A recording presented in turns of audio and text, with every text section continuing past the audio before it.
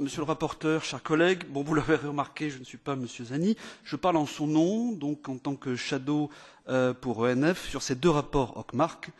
Monsieur Zanni a été empêché pour la première partie, et il s'en excuse, mais il sera là donc pour la deuxième partie, le rapport Simon.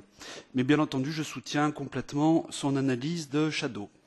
La plupart de mes remarques valent pour les deux textes 2016-03-62 et 2016-03-61, mais je vais commencer donc par le 362, la réouverture de la BRRD. Le remplacement proposé par l'article 45 de la BRRD nous pose problème. L'approche de la Commission est de chercher à faire converger le mode de calcul du MREL sur une approche basée sur les risques, ce qui est en effet l'approche du TLAC. Cela peut sembler pertinent sur le papier, mais en pratique, cela va certainement avoir un impact très défavorable sur la perception du risque et la rentabilité des plus petites banques. Les plus petites banques n'ont en effet pas les moyens d'acquérir ou de développer leurs propres outils internes d'estimation du risque. Or, le recours à l'approche du standard donne toujours une estimation plus élevée du risque que les modèles internes. Une estimation du MREL, qui chercherait à coller à l'estimation du risque pondéré, défavoriserait ainsi les banques les plus petites, qui devraient ainsi émettre plus de MREL à un coût plus élevé. La baisse induite de leur profitabilité favorisera leur acquisition par des banques plus grandes, moins proches du tissu économique local et à l'activité réellement plus risquée. En ce qui concerne le rapport 361, qui révise la régulation sur le mécanisme de résolution unique, une partie des commentaires sont communs avec le 362. Entre autres, l'article 12 du 361 appelle les mêmes commentaires que l'article 45 du 362. Le nouvel article 45B du 362 nous pose également de graves problèmes en termes de protection des épargnants.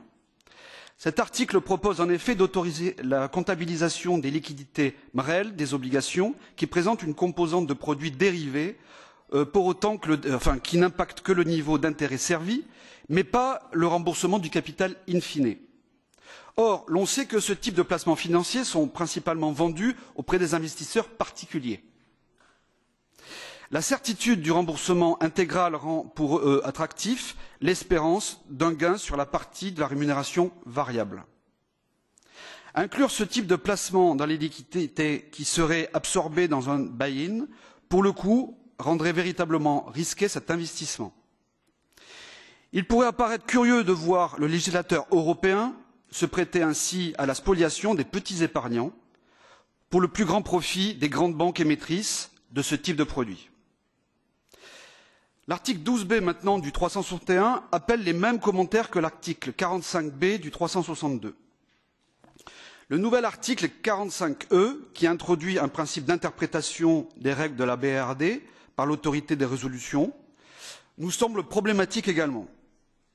Nous considérons en effet que le mode de détermination des MREL donne déjà lieu à beaucoup de subjectivité de la part de l'autorité de résolution et que les résultats en sont déjà suffisamment volatiles. Le nouvel article 45E nous semble ouvrir la voie à des demandes de constitution de MREL supplémentaires en pleine période de stress pour l'institution visée. Une telle situation serait totalement procyclique et n'est certainement pas désirable. L'article 12F du 361 appelle les mêmes commentaires que l'article 45E du 362. Enfin, le plus important, selon nous, les amendements aux articles 27 et 63, ainsi que le nouvel article 29A sur le moratorium, ces articles nous semblent très dangereux. Imposer un gel des activités, et en particulier sur les retraits des dépôts, peut sembler une bonne idée, mais uniquement de manière très théorique. En réalité, un tel moratorium ne fera que précipiter la chute de l'établissement visé. Dès que la période de gel de 5 jours maximum sera passée, il est clair que le bank run jouera en plein et que les particuliers se précipiteront pour chercher à retirer leurs avoirs. Il y a également fort à parier que le gel ne s'appliquera pas de la même manière pour tous. Il sera certainement total pour les particuliers et pourra sans doute être contourné pour d'autres acteurs plus avisés ou plus puissants. Au total, Monsieur le Président, Monsieur le rapporteur, ces deux révisions qui nous sont proposées nous apparaissent apporter toujours plus d'instabilité et d'incertitude à ce cadre incomplet et imparfait de l'union bancaire. Union bancaire qui déjà avait introduit incertitude et instabilité pour les déposants et les investisseurs. Et bien entendu, cette instabilité et ces risques accrus portent sur les déposants et les investisseurs dans les plus petites banques, les plus locales, celles dont les superviseurs européens aimeraient bien voir la disparition, sous le prétexte de l'approfondissement du marché intérieur transfrontalier.